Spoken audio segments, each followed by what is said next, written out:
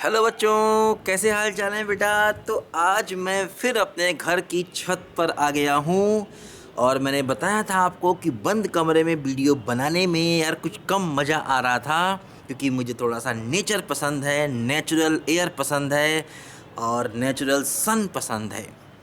तो आप भी किस खुली धूप का मज़ा लीजिए, अपने घर की छत पर बैठिए, क्योंकि सर्दियों की धूप थोड़ी थोड़ी मिलनी भी चाहिए और हमें हेल्थ के लिए भी वो फ़ायदा करती है। तो बच्चों, हम लोग आज यहाँ पर ग्रुप थ्योरी में अगला पोर्शन पढ़ेंगे और ये पोर्शन है हमारा साइक्लिक ग्रुप के बारे में। ठीक है बच्चों, इससे पहले मैंने आपको ऑर्डर ऑफ एन एलिमेंट और ऑर्डर ऑफ ए ग्रुप के बारे में बता दिया था, और बल्कि हमारे ग्रुप थ्योरी के बहुत सारे वीडियोस बेटा जा चुके हैं। बहुत अच्छा होगा उन सारे वीडियोस को बेटा आप लोग पढ़ लीजिए, शुरुआत से पढ़िए।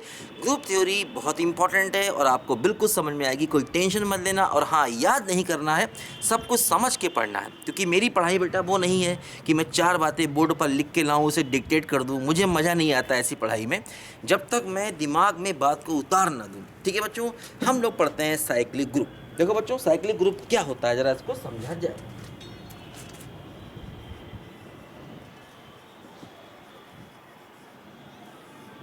देखो बच्चों, सबसे पहले तो हमें एक ग्रुप चाहिए। हमारे पास एक ग्रुप होना चाहिए। ग्रुप का मतलब एक सेट होगा और साथ में उसके कोई बाइनरी ऑपरेशन होगा। जैसा कि आप जानते हैं, ग्रुप के लिए एक सेट चाहिए और साथ में बाइनरी ऑपरेशन चाहिए। तो बच्चों, अगर हमारे पास एक ग्रुप है और उस ग्रुप के सारे एलिमेंट्स किसी एक सिंगल एलिमेंट की हेल्प से आ जाएं, बोलो, ये बात शायद आपको समझ में ना आई हो, परेशान मत हो, सब समझाऊंगा। ये डेफिनेशन है, अभी मैंने समझाया तो है ही नहीं, अभी मैं समझाने जा रहा हूँ, परेशान मत हो। तो मैंने क्या बताया, अगर उस ग्रुप के सारे एलिमेंट्स किसी एक सिंगल एलिमेंट की हेल्प से आ जाएं, तो ऐसे ग्रुप को हम लोग साइक्लिक ग्रुप कहते हैं। देखो कैसे, मैं आपको डिटेल से सारी बातें समझाता हूँ। देखो फॉर एग्जाम्पल, हमारे पास बच्चों एक ग्रुप है। मान लो G, O मेरे पास एक ग्रुप है। ठीक है, एक ग्रुप। ठीक है, मान लो G, O हमारे पास बच्चों एक ग्रुप है। अब देखो, इस ग्रुप में मान लीजिए हमारे पास एक एलिमेंट है जो इसी ग्रुप का एलिमेंट है ना। एक ग्रुप का एलिमेंट है A, और मान लीजिए एवरी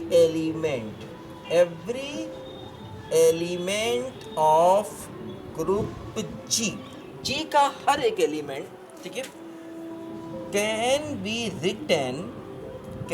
रिटन एज A की पावर M। जहां पर A की पावर M का मतलब क्या है, A ऑपरेशन है अप टू M टाइम्स, है ना, M टाइम्स। मतलब जो हमारे जितने भी एलिमेंट हैं ग्रुप के, वो सारे के सारे एलिमेंट A को A से ऑपरेट करके आ जाएं। मतलब A को A से ऑपरेट करते हुए चलें और हमें हर एक एलिमेंट मिल जाए, है ना।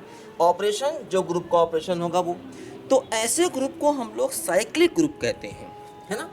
Then group is called cyclic. तो ऐसा ग्रुप हमारा साइक्लिक ग्रुप होता है। और ये जो एलिमेंट A है, जिसकी हेल्प से हम सारे एलिमेंट निकालते हैं, इस एलिमेंट A को हम उस ग्रुप का जेनरेटर कहते हैं, है ना। और A क्या कहलाता है, A कहलाता है उस ग्रुप का जेनरेटर। ठीक है ना। तो अगर हम उस ग्रुप के सारे एलिमेंट्स किसी एक सिंगल एलिमेंट की हेल्प से बना पाएं, A को A से ऑपरेट करके बना पाएं, तो ऐसे ग्रुप को हम साइक्लिक ग्रुप कहते हैं। और बच्चों, जो हमारा वो एलिमेंट है जिसकी हेल्प से हम सारे एलिमेंट बनाते हैं, उसको कहते हैं जनरेटर। देखो जैसे फॉर एग्जांपल, मान लीजिए हम एक ग्रुप लेते हैं और ग्रुप लेते हैं 1 - 1 आयोटा और माइनस आयोटा।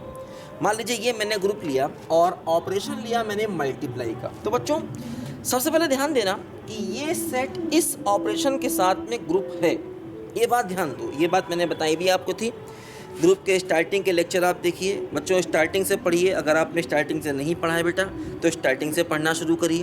तो बच्चों देखो, ये जो सेट है, ये इस मल्टीप्लाई के ऑपरेशन के साथ में बेटा एक ग्रुप होता है। ये मैंने आपको पहले बताया था। और 1 इसका आइडेंटिटी एलिमेंट होता है ना। तो अब देखो जरा ध्यान दो, अगर हम यहाँ पर ध्यान दें देखो जैसे एक एलिमेंट अगर हम यहाँ पर आई ले लें, है ना, अगर हम एक एलिमेंट यहाँ पर आई ले लें, समझो, तो देखो बच्चों क्या होगा, अगर हम आई को आई से मल्टीप्लाई करें तो आई स्क्वायर यानी कि -1 आएगा। मतलब देखो इसका जो एलिमेंट -1 है ये हमने आई को आई से ऑपरेट करके निकाल लिया, मतलब ये वही हो गया क्या, ए ओ ए की जगह आई और ऑपरेशन की जगह क्या हो गया, मल्टीप्लाई, ए ओ ए मतलब है ना आई ओ आई, तो -1 देखो आ गया।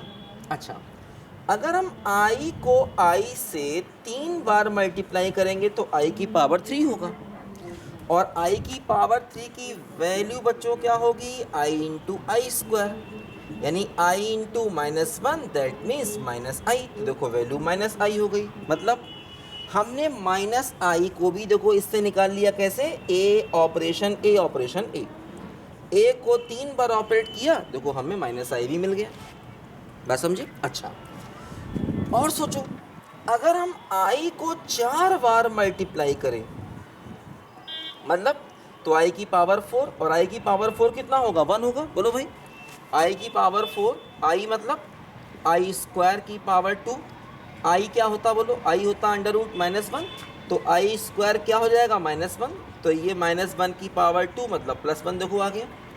तो देखो ये क्या हो गया, ये हो गया a का a से 4 बार ऑपरेशन, जिसको हम a की पावर 4 भी कह सकते हैं, है ना।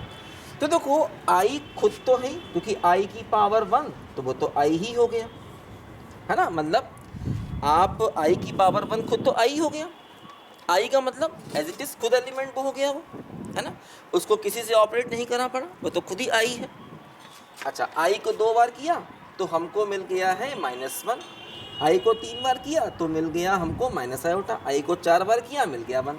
तो देखो ये चारों ही एलिमेंट जो हैं वो i की हेल्प से यहाँ पर आ सकते हैं, मतलब i को हम अगर चाहें देखो ऐसे लिख सकते हैं, देखो इसको ऐसे लिख सकते हैं, i की पावर 1, i की पावर 2, i की पावर 3, i की पावर 4, क्योंकि i की पावर 4 का मतलब क्या हुआ 1, और i की पावर 3 का मतलब कितना हो गया -i, और ये क्या हो गया बोलो -1, और ये तो खुद i है।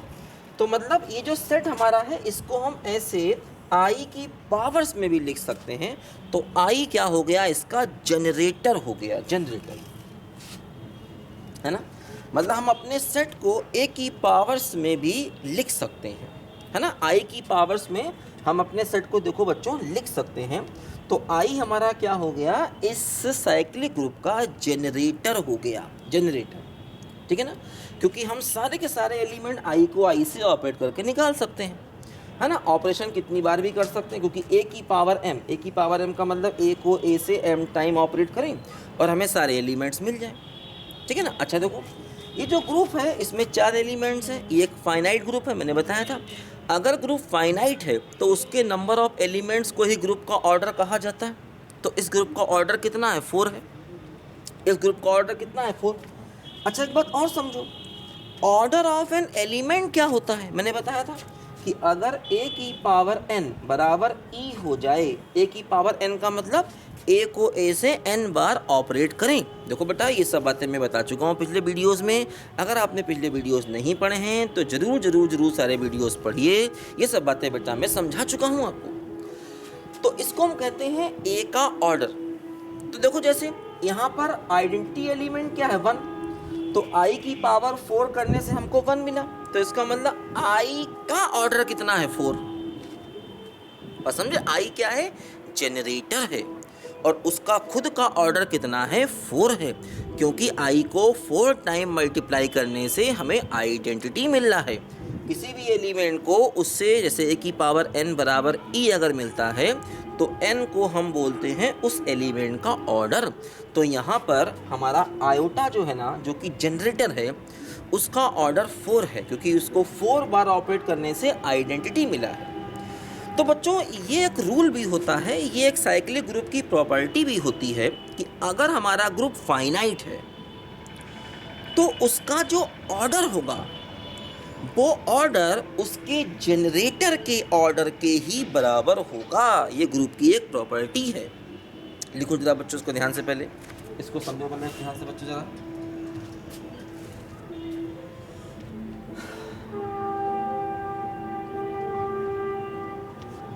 देखो इस बात को जरा यहाँ पर देखो नोट करके लिखते हैं। ट्रेन की आवाज आ रही है तुमको? नहीं आ रही है? ट्रेन की आवाज सुन के मुझे गाना याद आता है, गाड़ी बुला रही है, सीटी बजा रही है, चलना ही जिंदगी है, चलती ही जा रही है, गाड़ी बुला रही है। ठीक है बच्चों, देखो ध्यान दो। अब हम लोग बेटा यहाँ पर देखो कुछ साइक्लिक ग्रुप के बारे में, कुछ उसकी प्रॉपर्टीज को पढ़ें। दिख रहा है ना? हाँ सब दिख रहा है, कोई दिक्कत नहीं। देखो जैसे कि देखो पहली प्रॉपर्टी ये होती है, क्या देखो कि अगर मान लीजिए साइक्लिक ग्रुप जो है, ठीक है, if cyclic group is finite, अगर साइक्लिक ग्रुप फाइनाइट है, अगर साइक्लिक ग्रुप हमारा फाइनाइट है, then order of generator equal to order of group. और मैंने बताया था कि अगर ग्रुप फाइनाइट होता है तो ऑर्डर ऑफ ग्रुप का मतलब उसके नंबर ऑफ एलिमेंट्स। तो ऐसा भी कह सकते हैं कि नंबर ऑफ एलिमेंट्स, ठीक है, ऑफ ग्रुप, ग्रुप के नंबर ऑफ एलिमेंट्स, है ना, क्योंकि अगर ग्रुप फाइनाइट है तो ऑर्डर का मतलब होता है बच्चों उस ग्रुप के नंबर ऑफ एलिमेंट्स। तो यहाँ पर अगर ग्रुप साइक्लिक है, अब देखो यहाँ पर कॉन्सेप्ट क्या आ गया कि अगर ग्रुप साइक्लिक है और फाइनाइट है तो जो जनरेटर का ऑर्डर होगा, जनरेटर का ऑर्डर मतलब हुआ कि a की पावर n बराबर e होना चाहिए, है ना। a क्या है? एलिमेंट है। a को a से n बार ऑपरेट करें और e मिल जाए तो हम कहेंगे कि भाई a का ऑर्डर n है, ठीक है। तो जनरेटर का जो ऑर्डर है वही हमारा ऑर्डर ऑफ ग्रुप होगा और वही हमारे नंबर ऑफ एलिमेंट्स हमेशा यहाँ पर होंगे। इस बात को बच्चों जरा यहाँ पर लिखो ध्यान से।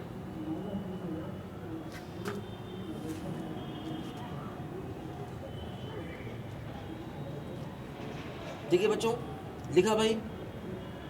बोलो भाई, लिखा? इसी बात को ऐसे भी कह सकते हैं कि भाई देखो जो ग्रुप के नंबर ऑफ एलिमेंट्स है ना वो नंबर ऑफ डिफरेंट एलिमेंट्स ही होंगे, क्योंकि सेट जब हम लेते हैं ना बेटा तो उसके अलग अलग एलिमेंट्स को ही काउंट करते हैं। सेट में कभी 2 या 3 एलिमेंट्स को रिपीट नहीं करते हैं, है ना। सेट में सारे एलिमेंट्स अलग अलग ही होते हैं। तो अगर हम यहाँ पर लिखें नंबर ऑफ डिफरेंट एलिमेंट्स तब भी बात वही है, या नंबर ऑफ एलिमेंट्स तब भी बात वही है, क्योंकि ग्रुप में जो एलिमेंट्स होंगे वो सारे के सारे कैसे होंगे बच्चों? डिफरेंट ही होंगे। बात समझे? देखो जरा इस बात को, ये ग्रुप की बेटा पहली प्रॉपर्टी। अच्छा, अब देखो यहाँ पर एक बात और जरा बच्चों ध्यान से समझिए। जैसे क्या होता है अगर हम इनफाइनाइट ग्रुप लें, है ना, इनफाइनाइट ग्रुप,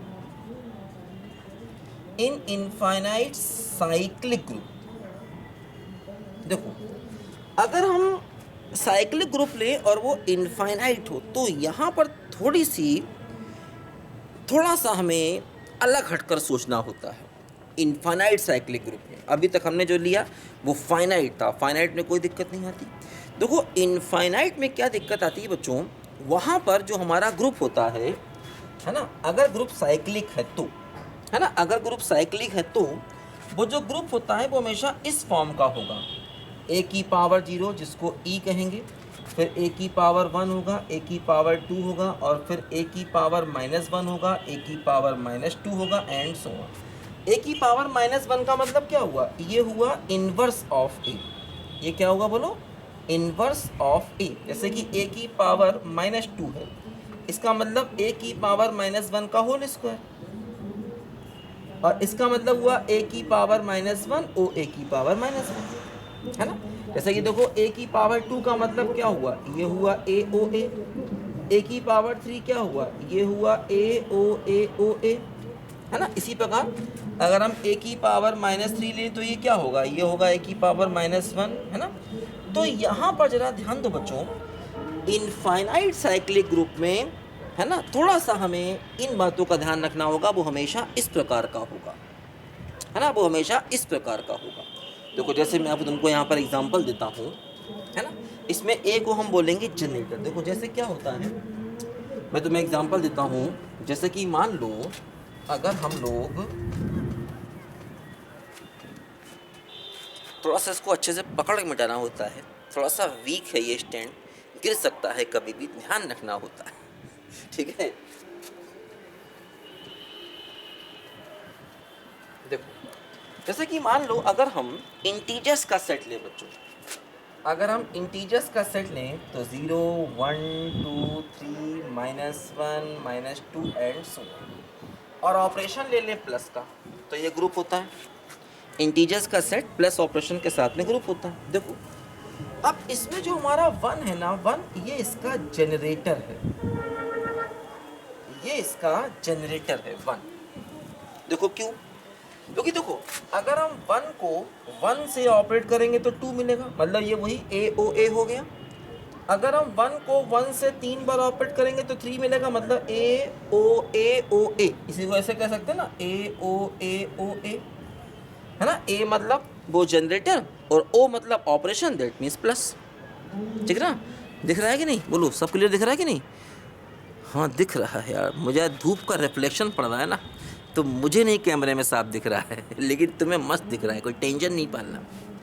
अच्छा अब देखो, जैसे अब 1 की हेल्प से 0 कैसे आएगा भाई? 1 को आप कितनी भी बार ऑपरेट कर लो 0 तो नहीं आने वाला।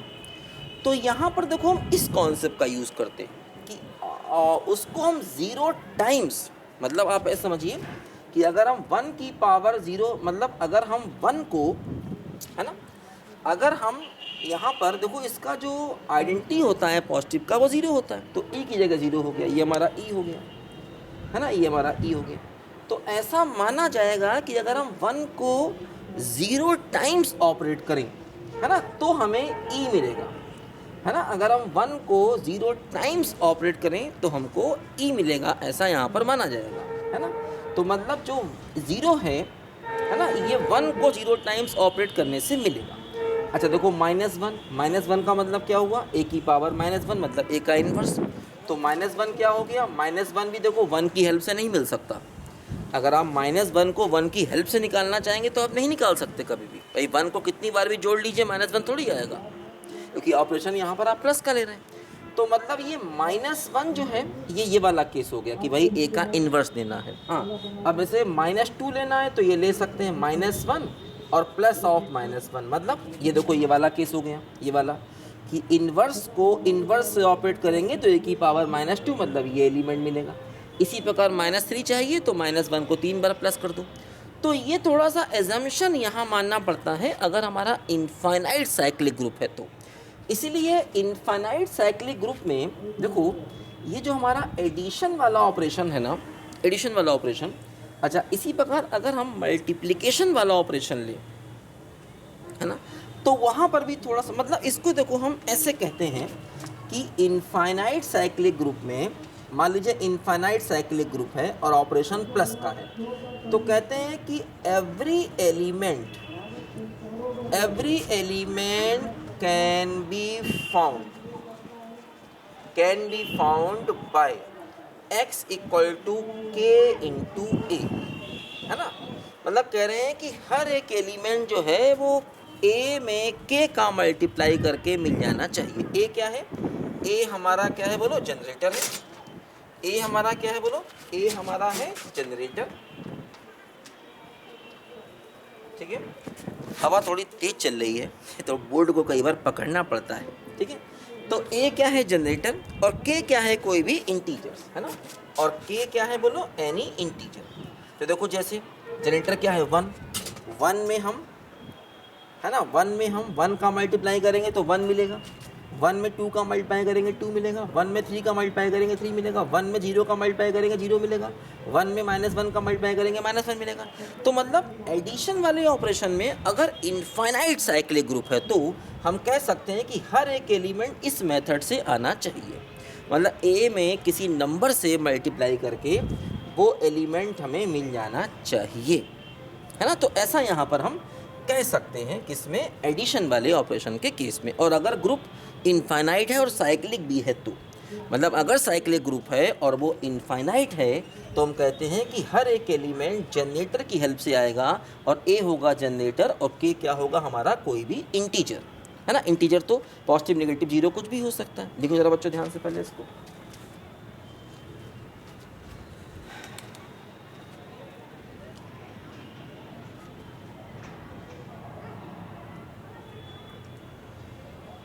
ठीक है बच्चों, लिखा हम लोगों ने। चलिए ये बात ध्यान रखना, है ना, ये बात ध्यान रखना, इनफाइनाइट साइक्लिक ग्रुप में ऑपरेशन अगर एडिशन कर लेंगे तो थोड़ा सा हमें ये, मतलब किसी भी इनफाइनाइट ग्रुप में ये एजम्पशन मान के चलने पड़ते हैं। अगर इनफाइनाइट साइक्लिक ग्रुप है तो, और अगर फाइनाइट है तो इनकी ज़रूरत नहीं पड़ती है, वो अपने आप ही सब चीज़ें खुद ब खुद मिल जाती हैं, जैसे अभी हमने पिछले एग्जाम्पल में देखा था। ठीक है ना। देखो जरा बच्चों ध्यान से इसको पहले,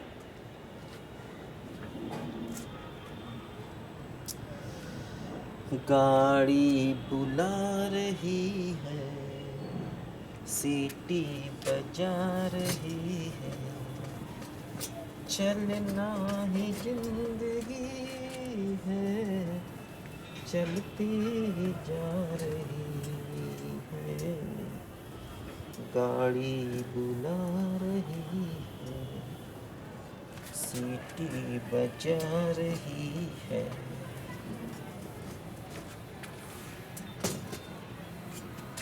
देखो बच्चों ध्यान दो, जैसे कि हम लोगों ने अभी एक रिजल्ट पढ़ा था कि अगर हमारा साइक्लिक ग्रुप है और फाइनाइट है तो ग्रुप का ऑर्डर वही होगा जो कि उसके जनरेटर का ऑर्डर होगा। ये मैंने अभी आपको समझाया था।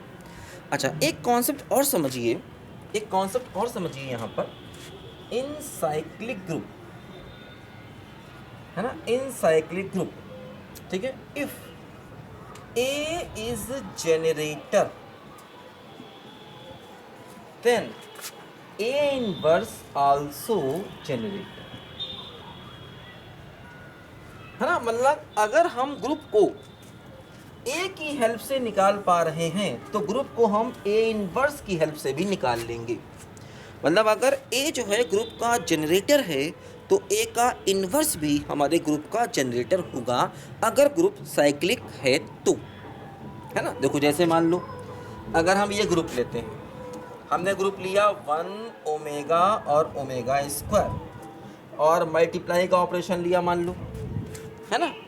आप इसमें भी चेक कर सकते हैं, देखो इसमें भी चेक कर सकते हैं आप कि अगर आपके पास ये वाला ग्रुप है 1 -1 आयोटा माइनस आयोटा, तो मैंने बताया था इसमें जो हमारा जनरेटर है ना, जनरेटर वो क्या था, आयोटा। अभी मैंने इसका एग्जाम्पल दिया था।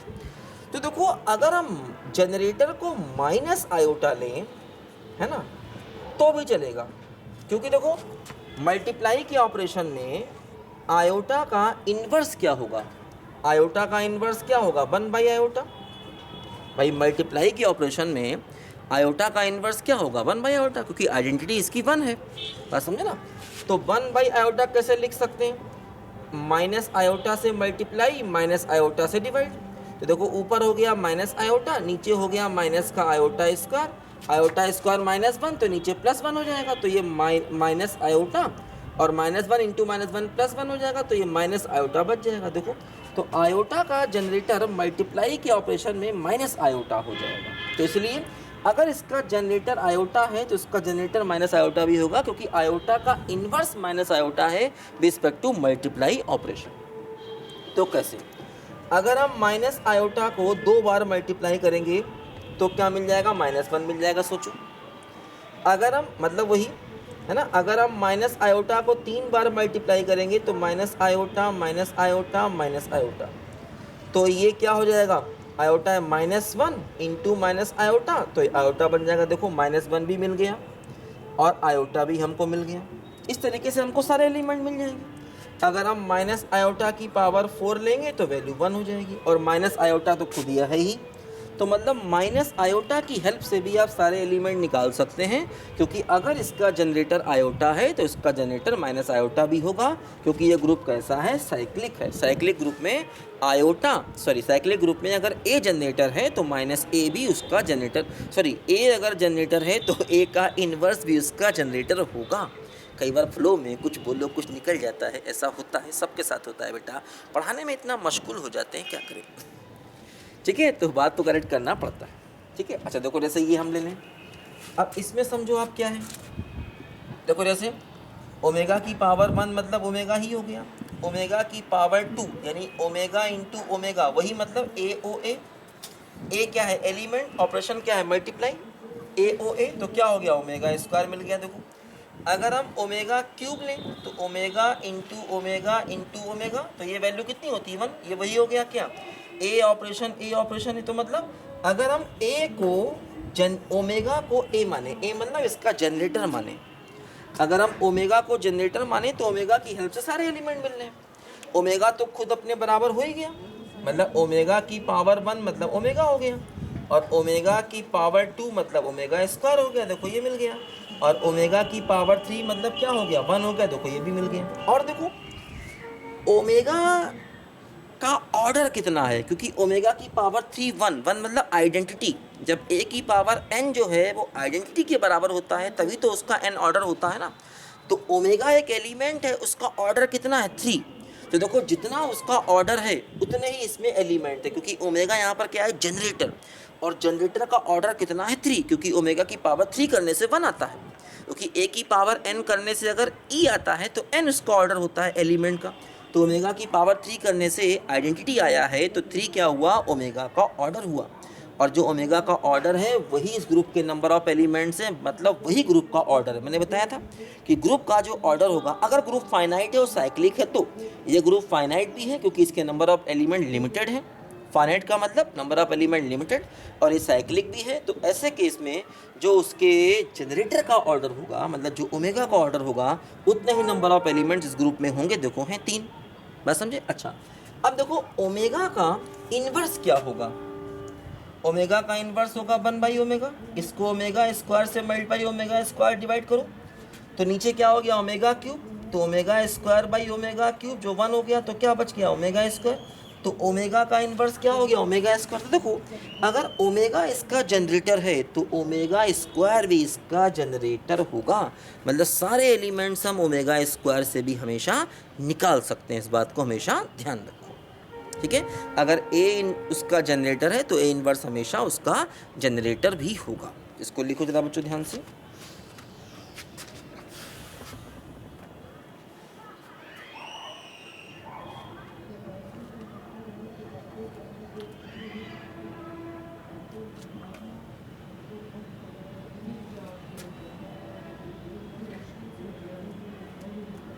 देखो बच्चों एक बात और समझो, है ना, तो ये प्रॉपर्टीज दिमाग में रखनी है। पहली प्रॉपर्टी तो मैंने बताई आपको कि अगर साइक्लिक ग्रुप फाइनाइट है तो जो जनरेटर का ऑर्डर होता है वही ग्रुप का ऑर्डर होता है। दूसरी प्रॉपर्टी मैंने क्या बताई बेटा कि अगर ए उसका जनरेटर है तो ए इनवर्स भी हमेशा उसका जनरेटर होगा ग्रुप का। ठीक है ना, बात समझे ना। पहली प्रॉपर्टी थी वो फाइनाइट ग्रुप के लिए थी, दूसरी प्रॉपर्टी कि ए अगर उसका जनरेटर है ए इनवर्स जनरेटर होगा, ये सारे प्रकार के ग्रुप के लिए, चाहे ग्रुप फाइनाइट हो चाहे इनफाइनाइट हो, ध्यान रखना। पहली वाली थी केवल फाइनाइट के लिए थी। अच्छा अब देखो एक प्रॉपर्टी हम लोग और पढ़ रहे हैं, ये भी फाइनाइट के लिए ही है। देखो ये प्रॉपर्टी बच्चों क्या है कि if G, O be any finite cyclic group, है ना, मान लीजिए कोई हमारे पास ये एक फाइनाइट साइक्लिक ग्रुप है, ठीक है ना, ये मेरे पास कोई एक फाइनाइट साइक्लिक ग्रुप है बच्चों, और देखो ध्यान दो यहाँ पर a की पावर p, a क्या है उसका जनरेटर, a क्या है बोलो जनरेटर, किसका साइक्लिक ग्रुप का a क्या है बोलो जनरेटर, है ना। तो ऐसे केस में ध्यान रखना a की पावर p, और मान लीजिए हमारा ग्रुप का जो ऑर्डर है, ऑर्डर ऑफ ग्रुप जो है वो मान लीजिए n है ना, मतलब जो ग्रुप का ऑर्डर है ये मान लीजिए हमारा n के बराबर है, मतलब उसमें n नंबर ऑफ एलिमेंट्स है। ऐसा भी कह सकते हैं कि नंबर ऑफ एलिमेंट्स जो हैं, ठीक है, वो n है किसमें, ग्रुप में, क्योंकि ग्रुप फाइनाइट है। यानी ऐसा भी कह सकते हैं कि a की पावर n क्या होगा, e, क्योंकि a उसका जनरेटर है, तो a को n बार ऑपरेट करने से e मिलेगा, क्योंकि जो ग्रुप का ऑर्डर है वही इस जनरेटर का भी ऑर्डर होगा, मतलब कितना, n के बराबर होगा। ठीक है। अच्छा, अब देखो a की power p is also generator, is also generator off group. मतलब a की पावर p जो है वो भी ग्रुप का जनरेटर होगा अगर p is coprime to n। अगर p जो है वो n के कोप्राइम होगा तब, है ना। If p is prime to n भी कह सकते हैं, खाली प्राइम भी कह सकते हैं, p is prime to n।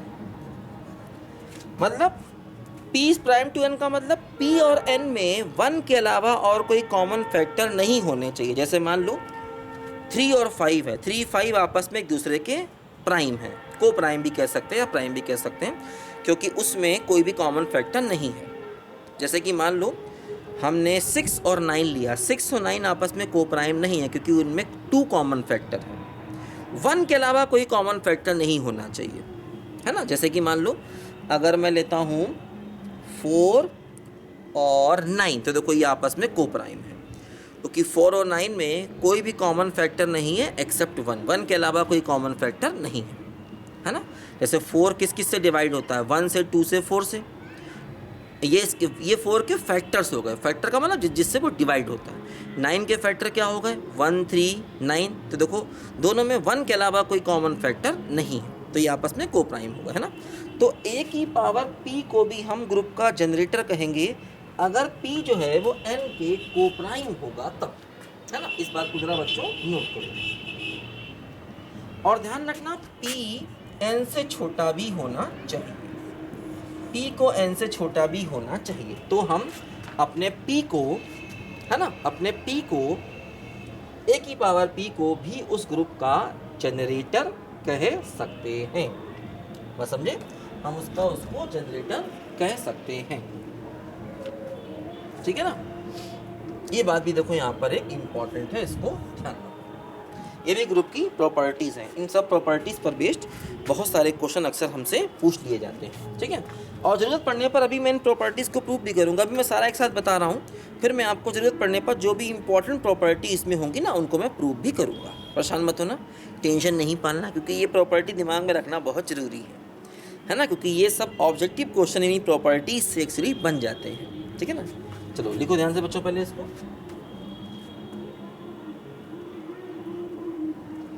अच्छा, और एक बात ध्यान रखना कि जो साइक्लिक ग्रुप होगा ना वो हमेशा कम्यूटेटिव होगा।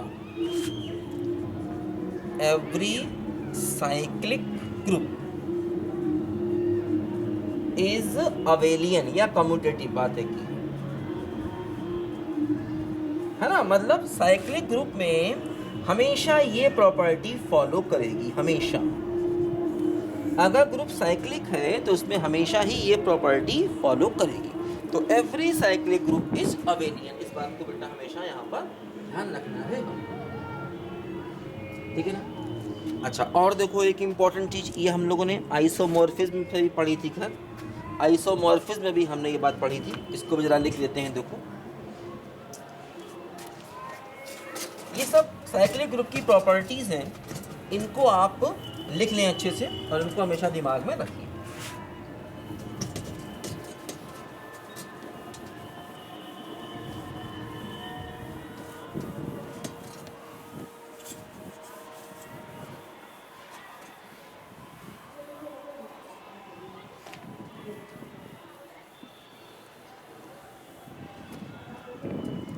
देखो एक बात और इम्पोर्टेंट यहाँ पर समझो कि मान लो जी जो है वो एक साइक्लिक ग्रुप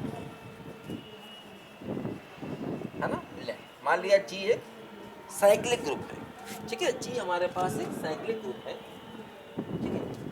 और एफ जी से लेकर जी डैश तक एक फंक्शन है, और मान लीजिए एफ जो है वो आइसोमॉर्फिज्म है, ठीक है। मान लीजिए F जो है वो आइसोमॉर्फिज्म है। आइसोमॉर्फिज्म का मतलब मैंने क्या बताया था कि F जो है वो 1:1 होगा, ठीक है, 1:1 होगा, और दूसरा F इस कंडीशन को पूरा करेगा। तो कि आइसोमॉर्फिज्म का मतलब यही होता है कि F 1:1 होगा और F इस कंडीशन को भी पूरा करेगा। तो मान लो कि G एक साइक्लिक ग्रुप है और G डैश जो है दूसरा कोई ग्रुप होगा। F G से लेकर G डैश तक एक आइसोमॉर्फिज्म है, तो हम ऐसा भी कह सकते हैं G is isomorphic to G dash, ऐसे भी हम बोलते हैं। मैंने बताया था कि अगर G से G डैश में एक आइसोमॉर्फिज्म एग्जिस्ट करता है तो हम कहते हैं कि G is isomorphic to G dash. अच्छा, अब देखो यहाँ पर एक बात इंपॉर्टेंट ये समझो कि अगर मान लो A जो है वो G का जनरेटर है, A is generator of G, then FA is generator of G dash। ये बात देखो यहाँ पर इंपॉर्टेंट समझो, ये एक प्रॉपर्टी है कि अगर G का जनरेटर A है तो उसकी जो इमेज होगी A की F ऑफ A, वो F ऑफ A जो है G डैश का जनरेटर बनेगा। और ये भी मैंने बताया था, ये प्रॉपर्टी बताई थी कि ऑर्डर ऑफ A बराबर ऑर्डर ऑफ एफ ए। ये भी देखो मैंने प्रॉपर्टी आपको बताई थी कि जो ए का ऑर्डर होगा वो एफ ए का ऑर्डर होगा, और अगर ए जो है वो जी का जनरेटर है तो एफ ऑफ ए हमेशा जी डैश का जनरेटर होगा। ये प्रॉपर्टी बेटा मैंने आपको बताई थी पहले भी, तो इसको आप ध्यान रखिए। आइसोमॉर्फिज्म की ये प्रॉपर्टी है और साइक्लिक ग्रुप का भी इसमें देखो यूज़ हो रहा है, तो ये प्रॉपर्टी बेटा यहाँ पर काफ़ी इम्पोर्टेंट है, ठीक है ना। तो ये प्रॉपर्टीज़ बच्चों आप जरा साइक्लिक ग्रुप की दिमाग में हमेशा रखें, ये सब इम्पॉर्टेंट प्रॉपर्टीज़ हैं। अभी ज़रूरत पड़ने पर मैं इनमें से कुछ प्रॉपर्टीज़ को प्रूव भी करूँगा जिनका मैं इम्पॉर्टेंट जिनको समझूंगा, ठीक है बच्चों। तो साइक्लिक ग्रुप की बेसिक इन्फॉर्मेशन हम लोगों ने यहाँ पर ले ली है और ये बहुत इंपॉर्टेंट है साइक्लिक ग्रुप। अभी हम लोग इसके एग्जाम्पल भी कुछ और करेंगे, परेशान मत होना, टेंशन मत लेना, अच्छे से पढ़ेंगे, समझ समझ के पढ़ेंगे और दिमाग में उतार के पढ़ेंगे, ठीक है बच्चों। तो इस वीडियो में बेटा इतना ही काफ़ी है, अगले वीडियो में मिलते हैं नए कॉन्सेप्ट के साथ में, तब तक के लिए बाय बाय।